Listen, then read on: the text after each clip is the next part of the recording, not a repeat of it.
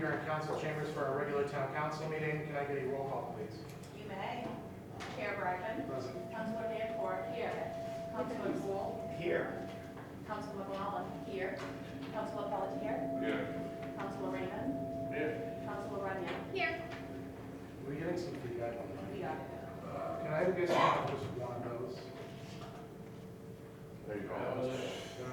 No. No? All right, good enough. Before we do the Pledge of Allegiance, I want to ask for a moment of silence. Monday was obviously Memorial Day, and I would like to take a moment to honor those who took the ultimate sacrifice in defending our freedom, if the council is okay with that. Absolutely. Thank you.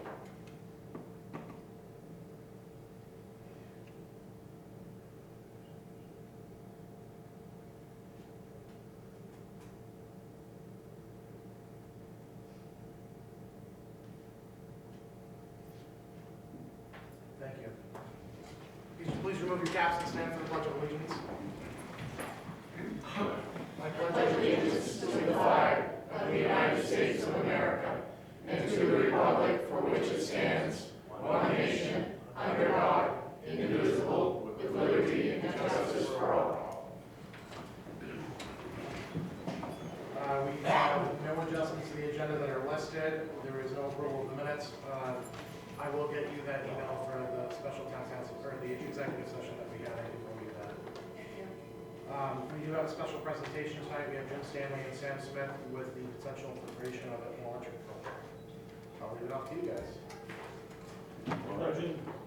Jim Stanley, there's a Jim issue, Jim issue, he has it written wrong on there. It's all right. and Sam Smith. Sam Smith and Jim Mitch. It's all right. It's all right. Well, thank you for the introduction. I'll just stand up here because that's more my format, just to address everybody here. But this is mainly for you folks. We've been going around. I'm from Wing, and we've been going around town to town in a certain area. Maybe we can put the map up. We have a map here. Can we put that map up for everyone to see? We're putting together a citizen initiative where we're a consumer-owned power company, not an investor-owned power company. What that means is we appoint trustees, and that board of trustees controls that power company, and we will mimic a model very much like Eastern Maine Electric Cooperative that exists to the east of us. At my time as chairman of the planning board of Wynn, I discovered a great discrepancy between two parts of our town. One half of the town was paying one rate, and the other side of the town was paying another, and I had to find out why. We had two different power companies servicing our town. One was Eastern Maine, the other was Versant. And the discrepancy was so great, we had people coming to our meetings and asking, Sam, why is our power bill 50% higher on one side of town versus the other? This is the mystery I sought to discover why it was happening. Well, long story short, because of the difference, the electric co-op is consumer-owned. It's a citizen-owned, a consumer-owned power company, and they are not beholden to the same structure of law that investor-owned utilities are. They don't have to buy into these programs. They don't have to participate in these different incentives. They can reinvest their money in themselves instead of having to line foreign investors' pockets. These are the benefits of a co-op. So enshrined in Maine statute are laws for us to do this, to move forward. There are other consumer-owned electric co-ops in Maine, and I'm not talking about this Pine Tree Power Initiative that the state tried to do statewide. That's a state-owned power company. That's not what we're doing. This is every town that we ask to pass a referendum on, it's power company. Every town that passes a referendum will get a trustee on the board, and will be able to participate in the creation of our economic development, if you will. So we want to lower everyone's power bill. So if you put your attention to the map, everything within red is the area that we're trying to secure for our own power district. Hence the name, the Great Northern Power District. We are taking the footprint of what Great Northern was granted in the 1890s and returning it to the people. Instead of it being piecemealed and sold off to foreign companies that misrepresent their intentions or who they actually control them, because basically every layer of power generation and transmission, even the power that you buy at your home, is controlled by Canada or other foreign investors. It isn't domestic in any way, shape, or form except for the address. So, keeping that in mind, 97% of the power that's generated in that district is shipped outside of our state. You do not benefit from it, but you get to see your water levels go down below what they're supposed to. You get to see your laws ignored for environmental concerns. You get to see constant requests for abatements on the tax values of these properties, but they're crying poverty, poverty, poverty, but they can't even respond properly to your own power issues. These are what this co-op that we're trying to create are here to fix. So we're going around asking the towns to pass initiative, a vote an initiative. This is a council, unless you have a charter that suggests otherwise. Statute of Maine says we can approach you and say, would you please vote an initiative on the verbiage of this referendum and put the question to your town. It doesn't authorize you as a council to do anything. It simply puts the question to the people. And then during November's election, we need to put 40% of the people that normally come out for the election to do so, to pass a referendum, which then gives us the mandate to incorporate, to explore this consumer-owned utility, and to start the process of like USDA funding, who I've already explored. We have the funding for this, by the way. This isn't just a pipe dream. This isn't just another harebrained scheme to do something with the mills. This is an actual solution. We've been sitting on our resources the entire time. We've been trying to figure out what to do with the mills, but they are in themselves an industry. So, and it's our industry, given to our forebears before these towns were even built. And it's the reason these towns are built. So, do I miss anything so far, Jim? No, you had mentioned that it doesn't obligate the council by allowing them to put the question to the people, but it doesn't obligate the people to anything either. In fact, even if they approve it, the people, all that does is give us the permission, the authorization we need to move forward to do the eminent domain, to form an LLC. We can't do any of that until at least one town votes it in. Now, we've got two that I'm pretty sure they've already all but said they're gonna vote it in, but they're all waiting until November. It's too late to get it on the ballot here in a couple of weeks. Right. So we're hoping to get more than one, because the more we have on board with this plan, the better it's going to look to the USDA when we go for the eminent domain grant, or loan, I should say. They grant us the eminent domain. Yeah, it's going to be, when you mentioned funding, these 7 dams that have generation capabilities produce upwards of $10 million a month in revenue. Right now, a majority of that is going to foreign investors, as Sam said. That money will now be coming back to you in the form of bills that were much lower. We've got, I don't know if you've got that in your packet, but it's comparing some of the other co-ops, or the Holton co-op, the only one that's nearby us, to the other providers, Versant, under service, Versant under Bangor Hydro. They have different prices, and CMP. Yeah. Well, Sorry to interrupt, can we get that passed around? So Yep. so yeah, you're already surrounded by these cooperatives, these consumer-owned cooperatives, Eastern Maine Electric, Holton Water and Light, and as well further south you have like Madison, you have Kennebunk Light. You know, there's a few of us that exist, but this is probably the larger of the groupings. This is the Eastern Maine size undertaking. And we've modeled much of our framework, what Eastern Maine does. And Eastern Maine has done it that way because in the statutes we refer to in our referendum, chapters 35 and 37 of Maine statute, it literally gives us a blow-by-blow structuring how this is built, what we are liable for. Once we incorporate, our incorporated entity takes all responsibility, all liability that the towns would ever possibly incur, including paying the tax bill for those acquisitions that we take over, and which are considerable acquisitions. We want to generate power and transmit power and sell you back power. And by doing that, we can pay back our commitment to the USDA once they approve the loans, which I have a working dialogue on. The reason they haven't moved further along in the funding is we aren't incorporated. Same with the Maine Utilities Commission. I have a working dialogue with them. They will not move forward until we're incorporated. But I don't have a mandate to do that until we start passing referendums. Now, one more thing is important to realize. Every town that passes this referendum, not only do you give us a trustee, you aid us in our fight because we're using the town's power of eminent domain, not the utilities' power of eminent domain.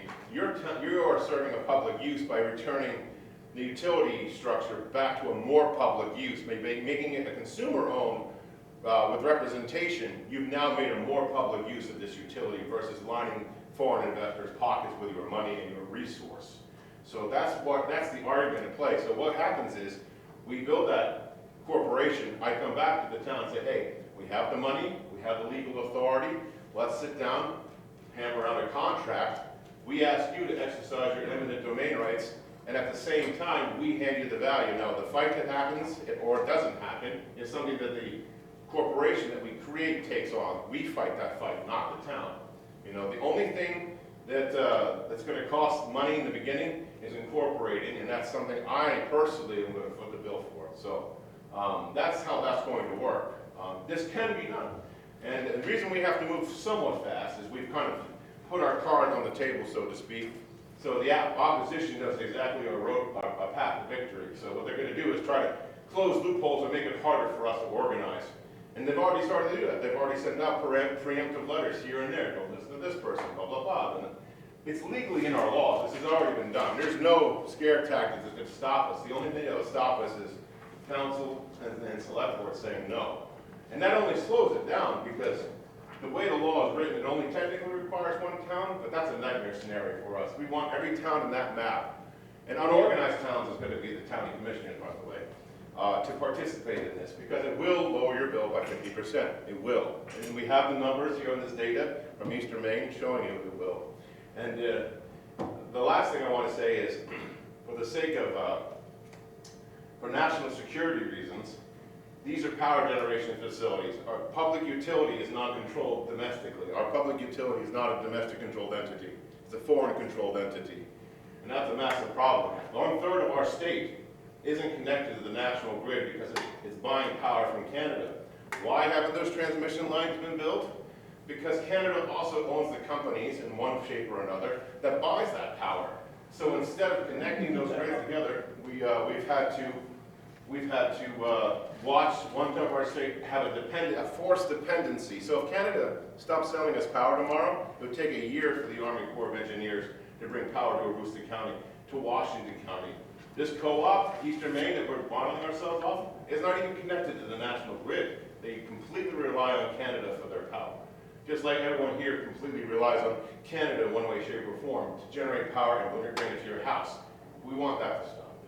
Real quick before we run out of time, one of the big questions I've had is, what about the people that are now working for them? Versant, Brookfield, and some of the other smaller contractors. We've talked to the unions, we've talked to some of the reps. We fully plan on hiring the same people. They know the area, they're professional, we don't want to retrain anybody. We're going to hire them at their same rate of pay, with their same benefits, and going forward, we're going to work with them to renew their contract. We're not going to change anything there. In fact, we quite likely will end up hiring more people. I can see the need for these summertime positions to clear these corridors that, you know, when we lose power in the middle of winter and it's out there a day, it's because the trees have fallen down across the lines that should have been taken down years ago. So we're going to take care of that. Just imagine all the money that just disappears that we can now use to improve our own infrastructure and our own power generation. Instead of having to watch our water levels in the middle of summer drop below the legal limits over and over again to satisfy some person that's never even visited Maine's pockets. Okay, this is ridiculous. I think I'm sure you all can agree. It would just, You guys should watch this carefully too, because when this is a done deal, Brookfield is probably going to try to clean this up and say, oh, those dams are worth, we'll say $50 million, and they hit you up for an abatement because they say it's only worth $35 million. we want you, the towns, to go back after them from the other end if they do that in this. And that's why I'm encouraging this company just to come to the table and let us buy them out straight instead of having a big battle, because they'll end up cutting their throats. If they say they're worth more, then they've lied to the town about what they're worth. The East Millinocket loves this, Medway loves this, Mattawamkeag, any places that have these large assets love that scenario.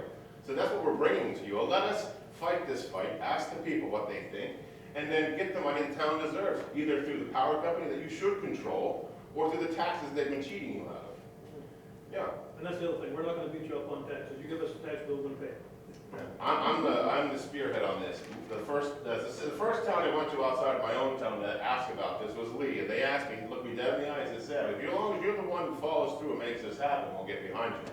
And that's where I'm at. I make that promise. I will organize this entire thing, and once we have a board of directors, we'll decide what happens from there on out. But I just want this to happen for us as a community in that map. And that map is designed that way because to the west is CMP, to the north is Maine Public Service, to the east is Eastern Maine Electric, and to the south is CMP again, and more Versant.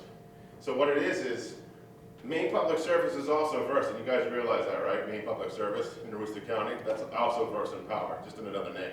That's why I'm losing my mind just looking at it. Because when I first called the Utilities Commission, it was like when they explained how Maine is divvied up, it was like explaining how mob and crime families have divvied up a territory. You know, it's ridiculous. And this is our resource, and we have very little say about it. So this, I just want to, I don't know if you have a copy of the referendum, I can email that over if you don't, with the town of Millinocket on for you to look at, but if you can vote in initiative. Is there a copy there? I don't think it's in this one, no. But I would need initiative vote on that, so we can just pose that question in November, so it doesn't cost the town any extra money for special ballots, and we get the minimum turnout required to make it law. So, I'll send you a copy of that now. yeah. So, I mean, that's it. I mean, if you have any questions at the moment, or, I have 6 that I have written down, but I will open it up to the other councils, and I will let you know that I have invited Commissioner Marshall from Penobscot County to this meeting tonight. He is present. cool. So I'm sure he has several questions himself that he would like to ask as well. He's got my email, so you can send it to me or Sam, either way. He's here, so if he has questions, I'm sure. Yeah, shoot. But Well, we just haven't gone down to the commissioner level yet, because we need more towns before bothering them. I will open it up to the councilors first before I ask my questions. Councilor Pelletier. Yeah, I was curious here. Can you turn your mic on? System, delivery and transmission and production. Yeah, it'd be the whole thing. We generate, and the power that we sell off, we use to pay down the burden of the individual consumers that own the power company, which will be everyone here, because that's how that consumer-owned utility works. You become the controlling answer. We'll own the power transmission lines as well. Yeah, transmission lines, and so we retail, commercial, and generation transmission. Yeah, we won't affect power, like if you have a solar field, we're not gonna play with that. You can stay there and operate as normal, just like you did under Versant, or, you know, or under Brookfield, wherever you have an agreement with. And if you're selling power back to them, we'll continue that. Yeah, also the main grid, the New England grid, those 3-year agreements, we'll honor those until they expire, and then negotiate them on new terms for our own power company. That's a federal level thing for power generation. So this would be somewhat beneficial to our industrial power users as well. Right, yeah, we can't. Right now. That's a huge thing to attract more business. This is the biggest thing, but we can't legally say for economic development. But this does make your economic development toolbox that much greater if you think about it. Yes, it does.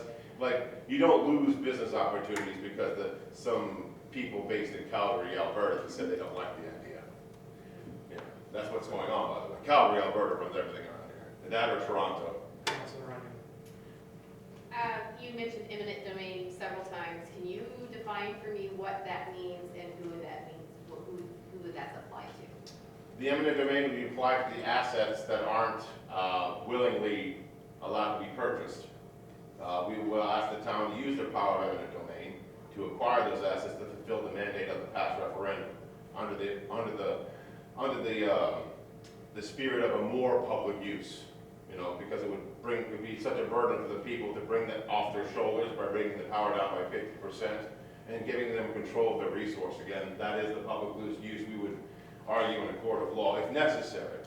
But I think once we get enough towns to pass a referendum, Brookfield's going to see the sunset, and they're going to come to the table because it's a lot cheaper just to negotiate this. That's the key to eminent domain. We have to demonstrate to the USDA that what we're proposing is. No, just to say, The state, I Yep. stand corrected, to the state that what we're trying to do is better for the public. And just based on the pricing, that sheet I sent around, it's going to be hugely beneficial and bringing control back to us rather than outside entities. yeah, we won't be using the power, we won't be asking the towns to use the power of eminent domain outside of anything that isn't already being used for electrical generation or transmission or delivery. That would be the same footprint. We're not asking for anything new in that regard.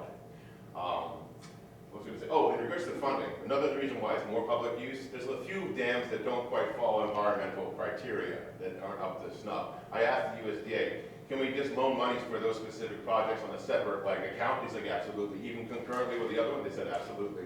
You just pull as you need off that approved account, and it's in your account within 72 hours. Worst case scenario, you need a short-term lender, and that's what Enrica, which is the national lobbyist for consumer-owned electrical co-ops in Washington, provide that short-term and legal support. And design support, like the power grid, they provide the technical support for that grid stability, because the Utilities Commission of Maine will look for grid stability and islands of service, and that map prevents any islands of service, so there's no isolated pockets and things like that. No Councilor Raymond. Yes, thank you. I know, so your eminent domain is to be taken over the dam? Dams, transformer stations, like that. transfer stations, yeah, they have power Yeah. lines. I mean, we had looked at this several years ago, and the problem that we came up against was if you're dealing with Brookfield Asset Management or Brookfield Energy, whatever, it's all And the Black same. Bear, all that, yeah. It's all the same. And not only, yes, they own the dams now, where the mill used to own before. And they also own all the land around our area and all our recreational area. Mhm. And if we start playing a little hardball, I think it's a great idea. We thought about it back then too. It would have been better, probably would have done it back then, but this could get kind of messy, and some recreational aspects of it could get shut down. Well, there's going to be some cookie cutting going on with the purchases. We're not going to buy all their land assets. We're not No, interested. but I'm just saying, they own the land. If it's You part of take a it- negotiated settlement, You though. take the dams away from them, it's just a money maker for them. Yep. Then they could like, okay, if you do it under eminent domain, then, sorry, but you lost this trail and that trail and this and that and the other thing. So we have to be real careful with Brookfield. So Asset with that Management. in mind, if it would be beneficial to the people, we would go after those assets as well as part of this deal and keep those in place. May I interject real quick? I know why most of these power companies, Bangor Hydro owns land on the river right across from my farm and wind, and that's really because of future possible dam sites or construction projects or flooding zones, and that's why they own these things. If a point of contention is what happens, I'm gonna add this to the list of concerns, because that is a good point. They could say, okay, we'll play dirty then, we'll just make your life horrible. Right. So what we'll do is maybe in the negotiated settlement, or probably which is best interest for our people, because part of this is recreation. It's not just environmental or saving power and bill. Part of this is recreation, because going back to this economic toolkit, like, we have people that get camps on lakes, right? And then 5 years down the road, this big overarching power company says, yes, we'll let you transmit power, and you can build 100 wood mills on that ridge. And everyone who's got a camp on that lake is gonna look at blinking lights for the rest of their eternity. Okay, so what has happened to their market, right? So like, we have that, you know, we want to give that back to you. So recreation, cutting off trails, we don't want to see that. So if we can put it in the negotiated settlement where they just sell all their assets to us, we'll take it. I don't see a problem with that, because they have that land for a reason too, and we can justify that reason. As you said, if we're taking away their biggest moneymaker, So, right, well, and we understand that, us in this room, the people that say the name own the water. Yeah, that's the one that's Oxford. Yeah, we own the water, yeah. Back. We own the water. That's right. And permissive access was set up a great thing back in the early 1900s and thought these dams were gonna be supplying the economy around here for years. But when they ended up selling them dams, that's when everything started going down and it hurt the area. And that's when we thought about it on the council previously, about going after it in eminent domain. But there was some of these aspects we had to look at also too, so, you know. And what I want to bring up is, what this power district that we're trying to create does is bring all of those assets back into one umbrella again, working together in tandem. Because one thing we didn't actually cover in this meeting is we're actually working at this from another level. We have the municipal side coming in, and that gives us mandate. But what will seal the deal is special legislation in the State House. And special legislation in the State House has been done for power companies in the past. Like it's called the Northern Maine exception, where they allow the consumer-owned power company, Maine Public's, not consumer-owned, but a power utility rather, to generate its own power and sell it. It's called the Northern exception. So, and that was a special law. So we want a special law for our Great Northern Power District, basically, which will help enshrine the whole idea, which will reduce all legal entanglements. So I'm coming at this from both angles. We're going to win one way or other. The sun is setting on Brookfield, guys. This is the conversation that begins it all. You guys can help me with this avalanche, but this has to stop. And I need your help. So that's why we're here. And that's why I bring this to you. We have a committee that meets in East Millinocket and Mattawampig every week, alternating between the two towns to get this done. We're going to get this done. I just need you guys to believe in us. And also, constructive criticism, very welcome. critique's very welcome. We had Chip Bishop, we know Chip Bishop. We brought him in to critique our ideas, bring in the solar aspect, green energy aspects, things like this. We're bringing it all in. We really want this to work.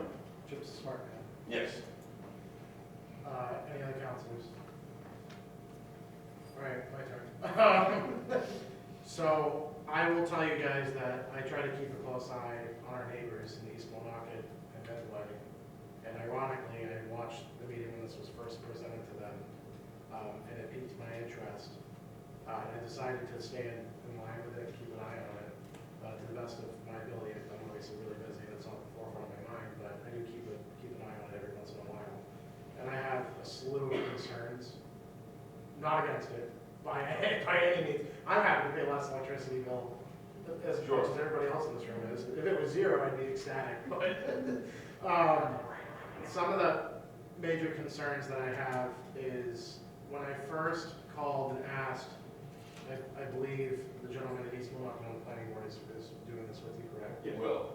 Yes. When I had originally spoken to him, probably close to 2 months ago, I had point blank asked him what legislators and representatives had supported this, and I was told there was bipartisan support. Yes. I have called all of our local representatives and not a single one is supporting this. Every one of them. I've called Trey Stewart, I have called... Trey hasn't said one way or the other he wants to support it. He has told me that this is a very difficult endeavor, and he doesn't see how it can come to fruition. He doesn't think that this falls under the justification of eminent domain. I'm not a lawyer, so I don't know. But he is my representative, and I trust his opinion. Sure. Again, I was trying to bring him in on this. To be honest with you, there's 4 or 5 attempts I've made to bring Senator Stewart into this conversation. He's been very standoffish for whatever personal reasons he may have. But I will tell you this, I would dare say he's not engaged enough in the topic matter to actually make such a decision. He really isn't. He's too far removed. I feel like other influences are speaking through him on that one. I'm going to bet money on that. I spoke directly to him. Me too. I talked directly to Mr. Stewart. Yeah. He's not the only one. I spoke to, God rest her soul, Kathy Javiner's office, and they also had no idea whether or not this would be something she would have supported. Sure. Again, she's not here to make that claim herself, so I'm not going to speak for her. Mm-hmm. But I did reach out to her office. I reached out to a couple of other representatives.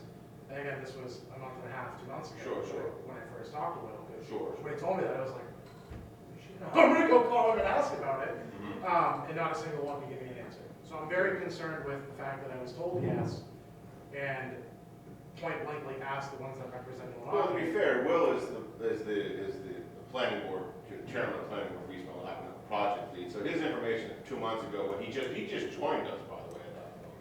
I'll be the most veteran person in the organization.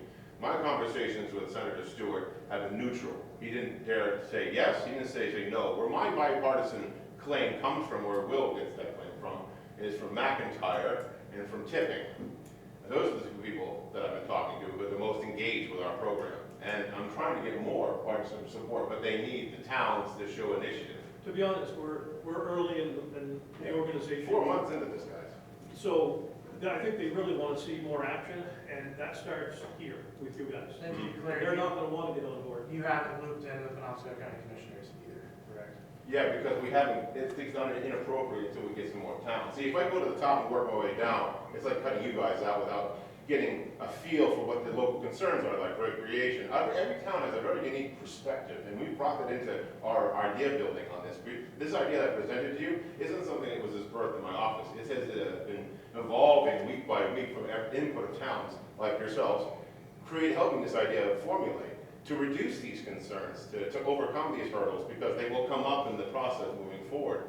Now, the eminent domain fight, if it comes, if they don't settle out and just come to the table with us, is a fight for the courts. It isn't a fight for this room. The fight for this room is asking the people if they want it. That's why we're here. Who would be footing the bill if this supposedly went to court, is my question. Us, the corporation that's using USDA money that they give us to do so. Yeah, basically. Assuming this did, I'm sure this has been a question you've been asked, but let's say you were made an offer from these companies to sell, we're talking millions of dollars. Hundreds of millions. Hundreds of billions, yeah. Yeah, and that number's already been talked about, with USDA. We're looking at $600 million. Right now, yeah. This is a two-part question. Yeah. Have you considered the cost per citizen on it? Because we're obviously gonna have to take that money out, right? That's gonna have to go back to the taxpayers, right? Nope. None of this money. It goes right on the corporation. We're making the money with the dam, we're paying down the debt. This doesn't involve you guys at all, except creating it by mandate. But what is, so all of that millions of dollars is gonna come directly from USDA? Yep. Through us, through the corporation that you mandate, the people mandate to be created in their name. Yep. What would the ROI look like on, how long would it take to make back that money and pay off that debt?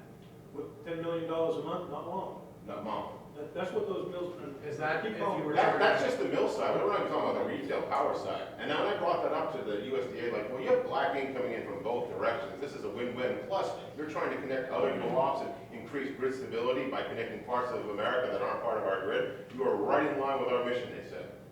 All you need to do is be incorporated and go to the USDA assessment. The next thing is a rural assessment. Every town involved has to be under 20,000 people.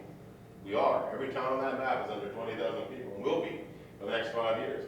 If you look at all the requirements for the USDA using the eminent domain laws, we meet every one of those criteria. Yep. There's no issue except that we don't have a public mandate from a referendum yet, and we're not incorporated. Those are the only two things stopping us from at least getting to the state saying, hey, guess what, Millinocket? We have hundreds of millions of dollars. All we need is a contract that you're happy with to execute eminent domain, and we're gonna have some power being made here. That's where that is. I don't want you guys to act or take any liability or spend any money until this is a reality sitting on your desk. But until that happens, we just need you to pose the question to people. So now I'm a little confused. You said not put up any money just now, a few seconds ago. But then you said before that there would be no money on the taxpayers, so. No money is going to come from the taxpayers. None. So your comment you just made about the municipalities putting up money, we're Putting up a contract. Putting up just a contract. contracts. Yeah, just a contract. We won't come to you unless I said, look at all the money we have to spend on this. We're serious. All we need is the contract to execute this. You're just acting like the real estate agent, really, using your power of eminent domain on this. And we'll fight the fight. We'll pay the lawyers if that needs to go to that level. We're not gonna ask the town to spend any money. How many towns are supporting this right now? I know Medway the board is on board, Woodville for sure. Woodville will be on June 2nd for sure, they're voting initiative, yeah. Chester, they were all in favor of it, but they, I don't know why they didn't vote on it. Chester was in a rush yesterday, Yeah. that's why they didn't vote on it yesterday. But the towns seem to want to take their time, which is understandable. This is a big We'll provide question. all the information. If they want to, I'm not like, don't vote right now, if you want to come back in a month and vote, that's fine. We have till November, until September 3rd to get everything on the ballot, registered. But, And all of what we said can be found on the on the documents, but Enrica website, NRECA, Enrica. And they detail exactly how this we're not works. going to burden the people we're not going to burden you guys to educate the public. Once you guys put that question out, we'll take on the responsibility of educating the public. We'll set up a town meeting 30 days warning ahead of time. We'll have it here wherever it's appropriate to have that public meeting and answer all the questions. I mean, just work through it. Because like that's what we do every week is we have people come in like Chip Bishop and criticize this idea, come at us from angles we don't understand. And that's why I can speak with such confidence, not just from out of nowhere. It's like this is something I do. This is a part-time job for me right now. I mean, it's what I do. Just connecting with people. And it is unfortunate that we don't have Senator Stewart. I've been trying to get him since he's the minority leader at the time, but we'll get them. We'll get them. I'll find a way to get to them. I don't know why he doesn't want to give me the time of day except for 5 or 10 minutes on the telephone here and there, but he does get the emails. He knows we're meeting. And what it is people hear eminent domain, especially in the conservative side of things, and they have a knee-jerk reaction. But this is enshrined in state law since 1941, passed by Republicans even. Okay, in 1941, by my great-grandfather was one of the voters on that in the State House. So this is our right. It has nothing to do with left, right, communism, socialism, taking over, none of that. It implies that this is a public utility that needs to be public again, and that's why we're having this discussion. It's no longer public. So last question, just based off of something that you said, and then I will open it up to the commissioner since I invited him. You said that you've already spoken to the USDA. The USDA is backing this endeavor. Is that your claim tonight, that They will back the endeavor once we're incorporated, go through the USDA rural assessment. That's So the next step. as of right now, they aren't, but their intentions are. They've gone as far as they can until we incorporate. Yeah. They verbally said, if you do this, this money will be available to you, but this. the Yeah, part- we're just following the order of execution, which we extrapolated from the law set forth through, sections 35 and 37. So we're here tonight because the law says the next step is to get this referendum passed. And one way to do that is asking the council or select board to vote initiative on that referendum. And that's why we're at this stage. It's not because we're trying to jump any guns. And we're going from the bottom up because it's supposed to be a grassroots effort instead of going from state level down. Which will be the plan too. We need to come at it from both directions. Because success, and then you put all this time and energy to watch, not only do we have to pay that burden and watch other people get rich off our resource, but everyone who lives here, our family members, generations of people have to endure this, not just us. So instead of taking the ostrich route out of this, let's address this problem and figure out, like you have concerns, let's do it. Let's work together. Let's be an American as possible about this and get the community together. Any other councilors have any questions or comments? I know Councilor Rungy does, any comments? Councilor Rungy. So the corporation that you intend to make, is the intent that will be a nonprofit? Absolutely. So then therefore, all profits would be then for. There's actually a special designation in the state Right. statute. Yeah, The there, state has a special designation for this type of corporation. but it is not for profit. It's not like he or I or the board. So Yeah. it's basically a quasi-government. This kind of- Yeah, because like Eastern Maine Electric, they have different regions and they vote every 3 years to, like in the state structure, we have, every 3 years, you have to have an election, you have to set a trustee. And that trustee will be compensated for their time with a stipend of some sort. So we actually have participation, which is the biggest thing that plagues every municipal There'll be no government. more than anything. $100,000 stipends, I can assure you. None of that either, none of that either. Yeah, but that gets all written in, once you get your board of trustees to work with, we have trustee meetings, we iron this out. You know what I mean? We iron out the plan, what we want. I can't say, you guys should think this way, and the trustees that you appoint should think this way in year one. I want their opinion once they're appointed, because that's how the democratic process works. Commissioner Marshall, I know I invited you tonight, I appreciate you showing up. Is there anything you'd like to come up and ask or say, or if you do, can you come right up to the podium and turn the mic on, just so the people on Zoom can hear you? I know. Just You got press the it. mic right here, oh, I got that put in there. Yeah, you hit the nail on the head when you said conservatives would raise questions with conservatives. I understand the impetus behind this, I concur with it, actually. But when you talk about a new quasi-governmental entity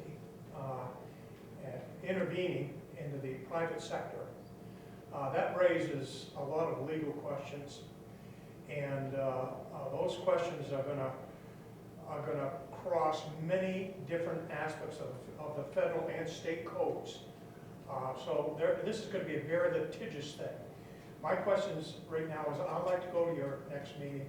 I need a lot of information. I've got 1,000 questions. not Sure. 100. We'll get you on I've the got document 1,000 too. questions, and they're not easy questions. And Good. this has been done before, but Yes, by thousands of other groups. this has been done before. And I'm receptive to listening. I'm receptive to the idea of, I don't like being ripped off by anybody. I'm a Scotsman. I like to get my money. Everyone in this room feels that, right? And, Okay. and as a fiscal conservative, I measure that against government intrusion into the private sector. So that's what I see here. Right. There's going to be a lot of questions that need to be answered, and I think I've got a pretty good line to the senator. I can give him a call, we can get together. Let's shake some trees a little bit. I need to see tree shake. My biggest problem with this is your argument is that what you just presented isn't the first time this has been presented. I believe Representative McIntyre and Trey Stewart brought these points up. And my rebuttal is this. Yeah, that's private sector you're talking about, and why should the government, laissez-faire free market, well, why should they interfere? But I'm not. I'm talking about an age-old American tenant of public utilities, public works. And this is an enshrined public utility, and it's sure of a public use, a public purpose, since it is a public utility. And when if these people keep quoting private this, I feel like you've almost been brainwashed or gaslit to the point where you expect that these people have a certain level of right over your public utility, and I don't understand where that comes from. It's yours. So for the purpose of time, I'm going to give back to Commissioner Murphy. Well, I have one last comment here. Absolutely, and then after that, I'd like to open it. The acquisition, the cost, sourcing, funding, these are huge questions. Capable operational ability. These are huge issues Right. that are going to take a long time to resolve. But right now, I think probably most of the people here and perhaps those listening, we like the idea, but it's like, okay, that's a good question now. Let's see some questions and answers, and that's what we'll Sure. be here. Sure, we have that, and that's what our committee's been doing for the last 4 months. Thank you. Mr. Yeah, Chairman. yeah, we'll get you on that meeting, and the documents we provided you is just the tip of the iceberg. We can literally flood you with this, but when it comes to the legal battles and the questions like that, acquisitions of private utilities is actually a thing that's been done, and that's a question I asked the National Lobbyist Group, Enrica, that takes care of this. And I said, can we use USD funds for acquisitions? Because in the beginning, I didn't think we could, because I had these reservations. I run a business. I lean more conservative on these things. But I realized that, yes, you can, and there's legal precedent for this. We have a path forward, and my only fear now is that path will be closed because I've shined a light on that path forward. And if we do this and we're successful, it makes people worried, but it's enshrined in state law. It has been done before. The money's there. It's just patience and willpower at this point. That's all. And if you guys want to have a designated representative to come to our committee, we need more people anyway. It's fine. Some of these questions might have been answered beforehand. That's why we want that. So if you would like to appoint somebody, could be anybody, to be that person, to help with that, that'd be great, because we need to get this on the ballot in November. Because we need that high turnout. And that ballot question doesn't actually create the entity. It allows us to incorporate and explore if the funding is granted these are Treasury notes, by the way. They come right from the U.S. Treasury to the USDA. It's called the Rural Utility Service, which is an old New Deal program from the 1930s, which is still there. So let me know if we can help you guys get comfortable with this. If we just get to that question part, that's where I want to get you guys comfortable, that we can ask the question. It doesn't legally tie you down by asking that question. It puts it to the voters. And if I come back after making that corporation with the money, and you still don't like the idea, and you don't like the contract, and you tell me to pound sand, that's what happened. Maybe the idea even falls apart, because Millinocket's one of the anchor points of this whole thing. And the towns south of the river all want to go, but if Millinocket doesn't go, that does overcomplicate things. So whatever we can do to smooth that over would be good, because we want your voice on this. By the sounds of it, no one's against, just a lot of moving parts and questions. We've heard nobody against it, just lots of questions, and we don't mind, It's not a common thing. That's why people, I understand where the reservations come from. It seems weird, it's not a common thing, and it's like, are you serious? We can do this? Yes, we can do this for now. And then a year from now, if we don't move fast enough, I don't know. I'm going to open it up to the public. Chuck Pringle, I saw your hand first, so I will open it up to you, sir. Is he frozen? Oh, there he goes. Here. Thank you. Chuck Pringle, One College Place, Millinocket. Can you hear me? Barely. Just a second, Chuck, we'll adjust the volume. Okay, Chuck Pringle, One College Place, Millinocket. I like the idea of what I've heard. A question which does not need to be answered at the moment, but I would suppose would be if a referendum were to pass in November, if down the line this were to fail in some form or fashion, would there be a cost borne to the town or the residents that would be receiving this new power from a different entity? That's a fair question. I'm paying devil's advocate, and I'm not against this proposal, actually, I'm pretty much for it. It's just that making sure that the town would not incur some sort of humongous cost for the loss of this activity not coming to fruition. Sure. That's it. I can quickly walk you down that path. Every town on that map, every town that, I'll look this way because of the cameras are reversed, every town on that map that is an organized town, we want to participate in this. And they got broken up, sorry. I'm just saying, every town on that map, we want to participate in this.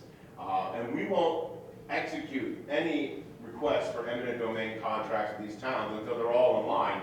It would be silly to start trying to do a piecemeal and disorganize like that. We're not reaching for straws on this. We want to do this correctly and strongly, you know, as a unified front. And that's how we get the state's attention too, on the Utilities Commission side and the special legislation side. Because I've already planted the seeds in southern Maine for the people down there that are tired of CMP to create a similar situation down there. So the state representatives will have no choice but to fall with the tide on this one. But there'll be no money going back to the towns. No. At worst case scenario, the incorporated entity defaults and disperses before it executes any eminent domain if it can't do its thing as planned on that map. You know, because if it's not a stable grid, the Utilities Commission won't approve it. See, there's so many needle holes we have to go through already, you know, but they're possible. You just have to bear with it and keep going. I call it the Abraham Lincoln approach. You just keep trying until it happens. Any other public comment? Yes, come right up to the podium, state your name and address, please. Rick Terrio, 44 Poplar Street. At one time, I was Councilor Terrio, and I occupied the seat where John Raymond sits. When I was a councilor, I listened to a slew of snake oil salesmen come to these chambers.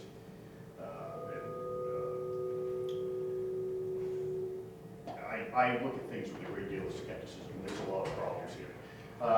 The Eastern Maine Electrical Cooperative, they talk about that they're modeling after. That was not formed by eminent domain acquisition.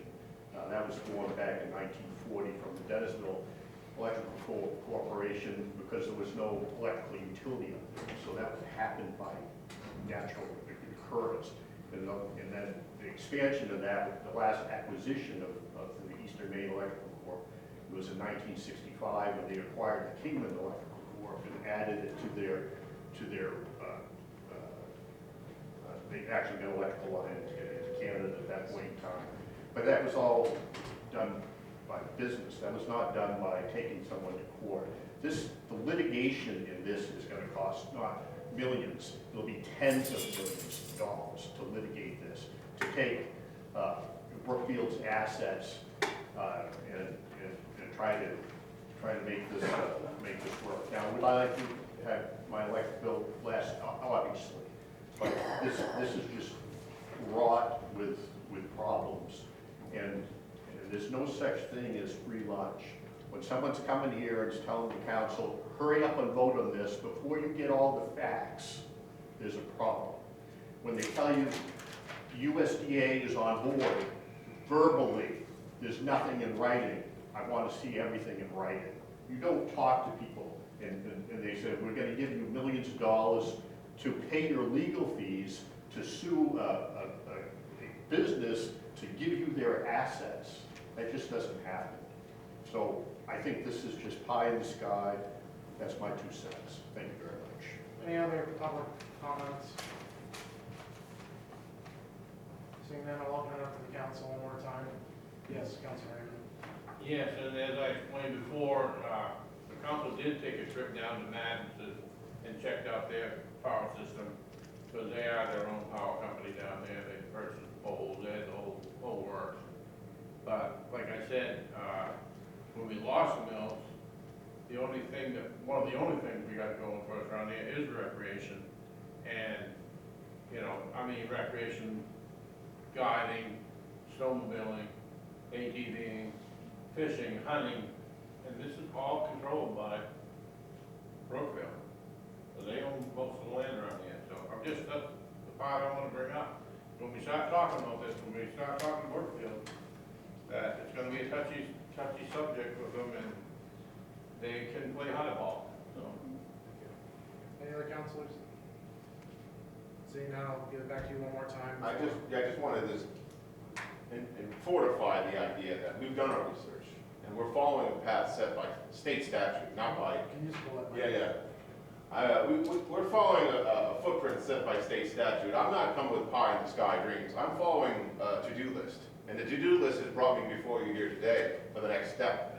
That's what my research has told me, and that the research of my peers concurs. That's why we have a committee that meets every week about it. I'm just not pulling this out of left field. And there is funding available to acquire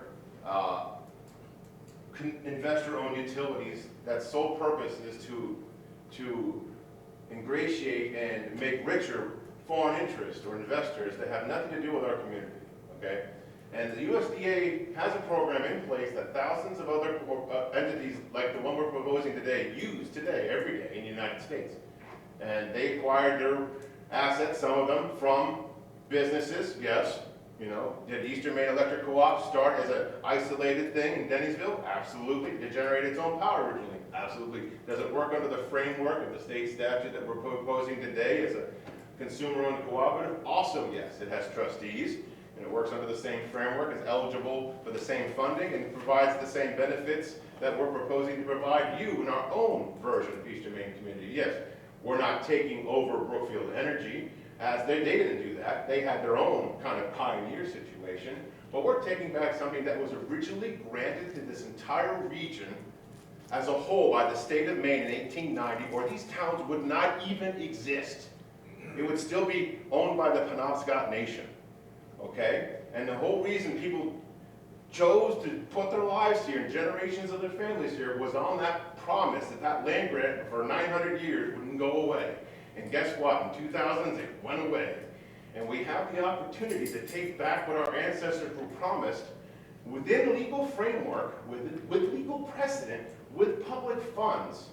All I need is you to put the question to the people. That's my thoughts.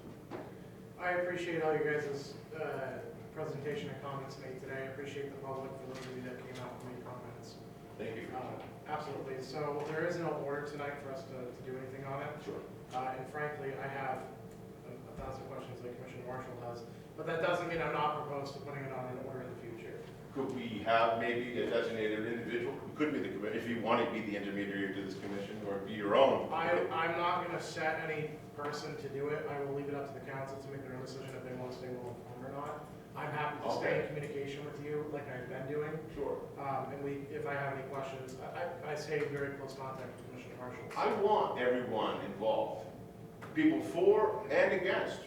I want everyone in the same room, because that's how we come up with solutions. And we think abstractly. And I understand that, so I'm not going to designate one singular counselor. I will rely on. You're all welcome. Everyone in this room, of course, is welcome to those meetings. We don't bar anybody. We do it right here at the Midtown Training Center in East Millinocket. So We appreciate that. So like I said, I won't designate one person, but I will stay in communication with you. And maybe next council meeting or the meeting after, if we feel strongly that enough has been answered, then we can propose an order. Yeah, if you have like a list of general questions that weren't answered tonight, or weren't answered well enough tonight, put them in writing, and we'll, as a committee, respond to them. 100%. I'll either send you an email, or the manager's gonna have some questions, and Cool. if any of the other counselors have a question. Yeah, like I would have more information, like with commitment level things, if I was allowed to go to there for you guys. I'm just at the wall now. I can't move any further without your input and involvement. That's understood. No, we will work on it. We'll be in touch via email. Awesome. Thank you all for your time. I appreciate it. Thanks, Sam. Thank you for your Thank time. you.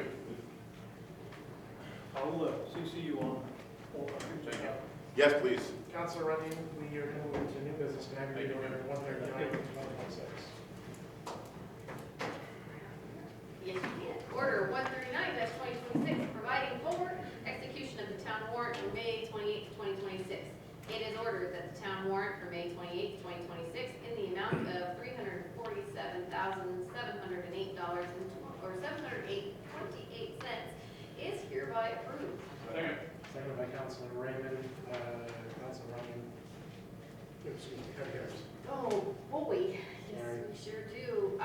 Let's see, we have $4,953 for airport liability insurance, $24,000 to Vanger abatement for the CDBG facade grant, $3,000 for charter communications, $3,050.88 to CMHT for the fire department, $5,271.28 to Days World. That's part of the community action grant. $44,411.77 for hydrant rental. $671.70 for the dump for tipping fees.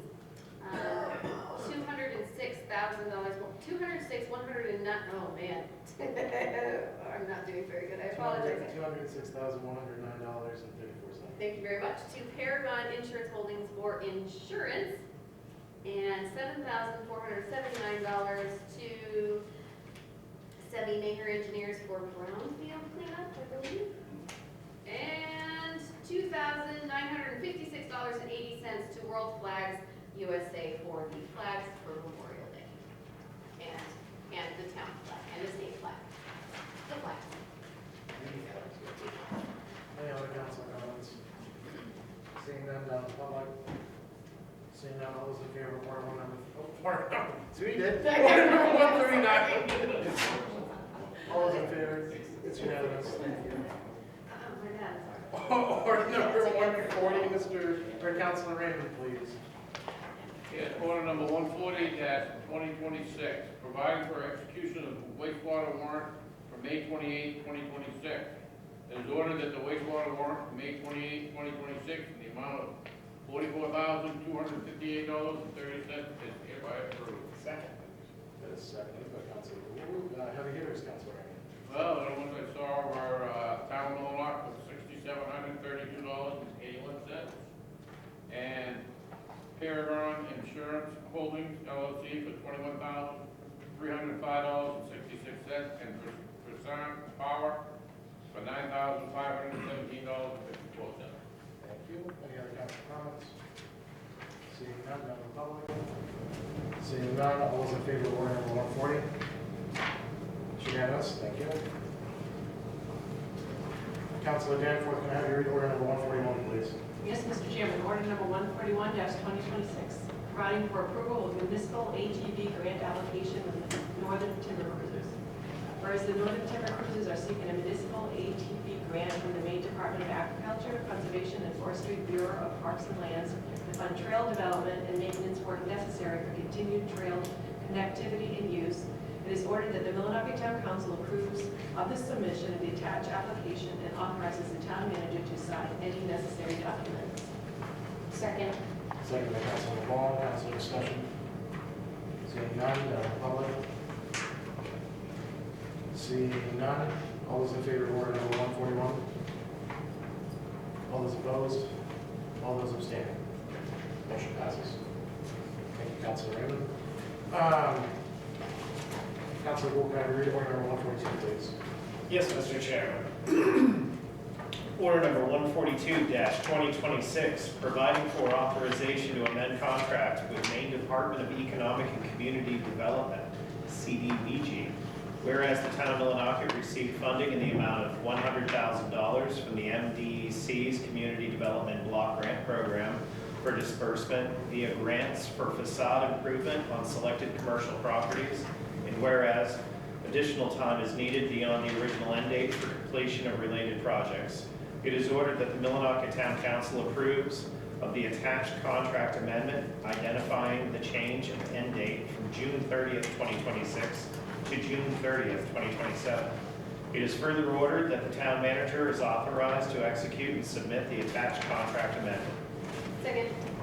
Motion second by Councilor Raymond.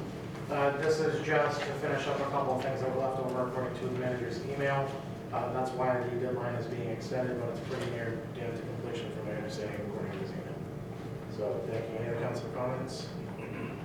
Yes. Yeah, yes, Mr. Chairman. Chairman, I would just say that this has been a tremendous asset, this grant to the community, just the work that has been done on the sides for our businesses, and the businesses are very thankful, and I know citizens are, because things are looking up, things are looking better. Thank you. Any other council comments? Seeing none, out of the public. Seeing none, all those in favor of order number 142? Motion passes. Thank you. Councilman Wong, can I have you read order number 143, please? Certainly, Mr. Chairman. Order number 143-2026, providing for authorization of street and parking lot closures for Independence Day festivities and bandstand jams concert series. It is ordered that the Millinocket Town Council approves of the following street and parking lot closures related to the Town of Millinocket's 2026 Independence Day festivities. Penobscot Avenue from Central Street to Katahdin Avenue, including all intersections, Saturday, July 4th, 6 a.m. to 12 p.m. for parade.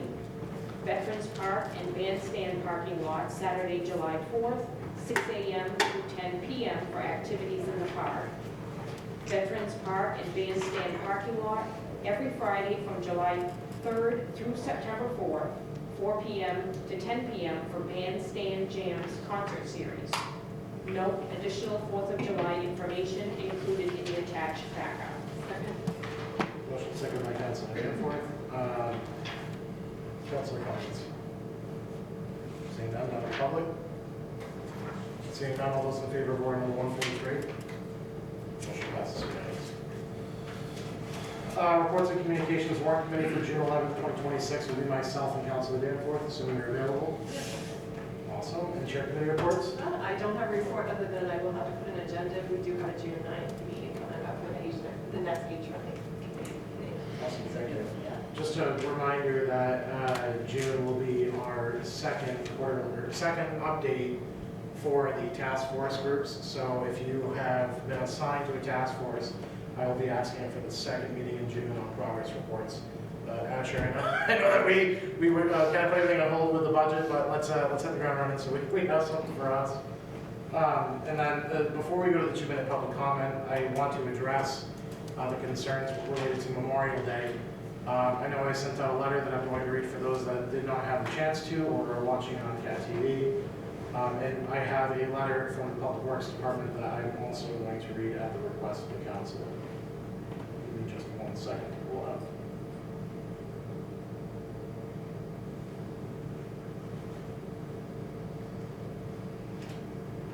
So this one's my letter that I sent out to the citizens of Millinocket. It was published on the Facebook page, and of course, if you're signed up to receive our emails and newsletters, you would have received it via email. Dear citizens of Millinocket, community matters are best approached with openness, honesty, and respect, which is why I am ready to address the Memorial Day and the significant public expression of disappointment that has followed. Memorial Day is a deeply important day of remembrance and holds a special place in my heart. It is a time to honor the men and women who gave their lives in service to our country. In a community like ours with such a proud history of military service, we should always treat that responsibility with the care and the respect that it deserves. After looking into the matter and speaking to the town manager, it is clear that this was not due to the lack of respect and care for veterans, but rather several layers of communication breakdown between the town, the American Legion, and the informal process that historically has been used to coordinate the Memorial Day celebration in Millinocket. Going forward, this process will be improved. Today, I reached out and left my contact information to the American Legion with the goal of meeting to discuss how we can better coordinate future events, including the 4th of July, Veterans Day, and next year's Memorial Day. The important thing now is to recognize that the current process relies too heavily on assumptions, traditions, and very informal communication. This is going to change immediately. Moving forward, I will seek stronger collaboration between the town, the American Legion, the Freedom Riders, and any other local group of residents who want to help with any events or collaboration, especially those honoring our veterans. We will develop a clear path that identifies what is needed, who is responsible, and when it will be completed. I also want residents to know that I have an open door policy, as does our town manager. If you have any questions, concerns, useful information, or even an idea that you feel can help improve the town of Millinocket, please do not hesitate to reach out. Our veterans, fallen service members, and their families deserve our respect, not just in words, but in proper preparation and follow through. We will use this moment to build a better process, strengthen partnerships, and make sure the future celebrations reflect the pride of this community. May God bless the men and women who fought for our country, especially those who gave the ultimate sacrifice for our freedom. From the Public Works Department. Good morning. This information may be a little late, but if any good, but I want to clarify a few things regarding the outrage surrounding Facebook and Memorial Day weekend. The Veterans Monument up on Oxford Ave had a new main flag and a nice American flag as of noon time Friday before Memorial Day weekend. I had driven down to check on them after Officer Edison Lee's Millinocket Police Department called me to say there was no main flag. I hung a new main flag at the time and inspected the American flag. There were no small flags in the planter box. The American Legion members built and placed that box. I assumed that they were responsible for it. As for the individual flags at the cemetery, the same quantity of flags were ordered and distributed as the same in the past 3 years that I have invoices for. 1,296 flags were purchased for this event. A quick search of the record of the Historical Society shows that as of 2022, there was 1,212 veterans in the Millinocket Cemetery. We should have had enough flags in the years ordered to place one on every veteran's grave. The flags were placed on the veterans' graves on May 19th by fourth graders from Grant Street. I coordinated this with the same teacher from the school that I coordinated with for 3 or 4 years now, and she instructed me on where she wanted the boxes of flags to be spaced out in the cemetery. I placed the boxes at the location she requested, and the teachers and kids took it from there. In years past, I have been contacted by a member of the American Legion prior to the kids arriving, and he would assist on that day. I did not hear from anyone this year prior to the event. After the kids had arrived and begun placing the flags, I did see what I believe were 2 members of the Legion in the cemetery. One was Sean Bouton, the other might have been Francis Pelkey. I did not talk to either of them, as by then I was doing the burial-related cemetery work. The large flag at the pole at the cemetery was hung by me Thursday before Memorial Day weekend. The flag did have minor fraying. A new one had been ordered, but did not show up before the weekend had arrived. Hopefully this helps. You find this helpful. Sincerely, Randy Carter. Added, I have reached out to the American Legion. I've spoken with Sean Bouton. Me and him are developing a list of things that went wrong. We are going to coordinate better for the 4th of July and Veterans Day and set clear boundaries and responsibilities on who is going to do what. We're going to hold each other accountable. There'll be follow through before both events and next Memorial Day to prevent this from happening again. I do understand that this is a failure on the municipality side in certain areas. I did tell Sean this, and I've told multiple people that have called me, but this is not a failure on just us. That has been made clear since day one. And I want everyone to be aware that I will find a better way for this to work in the future. I've already started. Another added note is me and Sean have communicated about previous council in Medora mentioning that there were possibly some veterans that were omitted from the record due to their color of skin or potentially other related areas of concern of their veteran status. We are going to look in developing a digital list that we can correspond with the Legion and the United States military to properly make sure that these veterans receive the proper care and respect that they deserve. So I am fronting that effort with Sean. I'm hoping to have more updates in the future. But as it stands right now, that's where the efforts stand. This was all done yesterday and Tuesday. But I'm happy to answer any questions from the council, and then I will open it up to the public for any other questions or concerns. Does anyone from the council have anything they want to ask or say? Yes. Thank you, Mr. Chairman. I just want to thank you for your quick response, action, very appropriate, very respectful. Thank you. I will open it up to the public now. If anyone from the public would like to come to the podium and state their name and address. Mr. Sorry, I know you don't like me calling you that. Chuck, you're next. Chuck Pringle, One Colony Place, Millinocket. Thank you all for your efforts on that. That's all I have. Thank you. Anyone else from the public? All right, seeing none, I'll open it up to the 2-minute public comment. This gives the time for anyone from the public to address the council and ask a question or concern. If we do not have an answer for you, I will do my best to get you an answer by the next council meeting. Chuck Pringle. Sorry, there are many people on the Zoom call, I believe. Do we right now? Do we have I'm sorry, you said a fire department chief right now?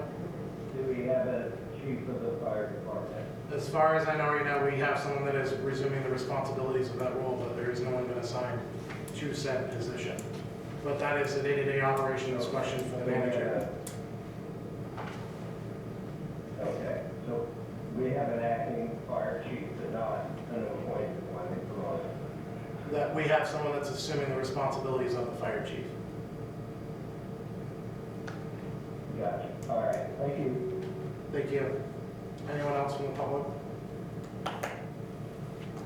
Seeing none, I will seek a motion to adjourn. Make a motion to adjourn. Second. Motion made and seconded. I hope everyone has a wonderful night. All those in favor of adjourning? Thank you.